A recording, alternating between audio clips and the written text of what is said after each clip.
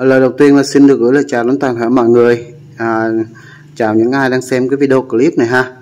Thì cái video clip lần này thì em review một sản phẩm em bán, đó là cái máy đánh chữ. Đây là hàng gốc của nó, là hàng đấu giá bên Nhật á.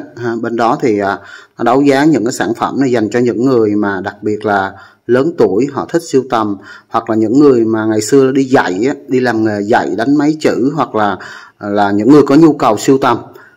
Cái này thì trước khi mà công nghệ máy tính bây giờ thì ngày xưa cái này nó gắn liền với lại những người mà làm công nhân viên chức ngày xưa rồi ha, thì đều có cái này. Ngày xưa thậm chí Bác Hồ mà soạn những cái bản thảo tuyên ngôn độc lập thì cũng trên những cái dòng máy này. Thì trước hết cái này thì thương hiệu nó là Triumph nha các bác. Đây là hàng đấu giá bên Nhật nhé. Đây là thương hiệu nó này, gốc của nó là người của Anh Quốc. Cái tên gọi Triumph này là mình biết rồi. Triumph này là một cái thương hiệu của Anh Quốc.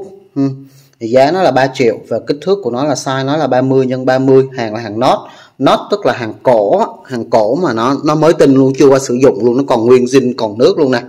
Đó các bác thấy không, chuông đồ phát rất là thanh ha. Nói chung là hàng nó siêu tầm mà, hàng decor mà, thì nó gọi là hàng nót. Giá thì em có ghi trên đây rồi, 3 triệu.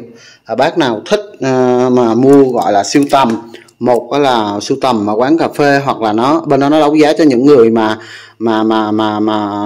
trong những cái dàn phim trường để mình dàn cảnh, mình đóng phim, quay phim, hoặc là mình trang trí quán cà phê, hoặc là mình mua để mình trưng bày, hoặc là mình tặng cho những người lớn tuổi mà ngày xưa họ gắn liền với cái kỷ niệm, cái ký ức của họ. Bây giờ cái tìm những cái dòng này thì không có đâu, thì bên đó thường thì nó đấu giá những cái này, giá không có rẻ đâu các bác ha. Thì em cũng lấy về bán lại cho nó vui. Đó, thì là em làm cái video clip này về tổng thể đó, các bác nhìn em view nó cho các bác nhìn ha. Nói chung là còn mới tinh nè. Đây là hàng nót mà, nhẹ, phím viết đồ rất đẹp. Các bác có thể là nếu mà tặng ông bà, hoặc là mua để sưu tầm trang trí quán cà phê, hay là có nhu cầu gì đó thì các bác thích thì alo cho em ha.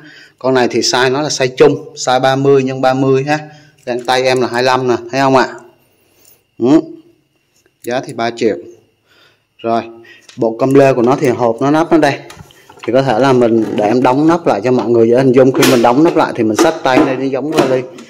Đấy, nó là như vậy ha, xách đi thôi, xách tay đi thôi. Rồi bác nào có nhu cầu thì alo cho em ha. Rồi xin chào mọi người.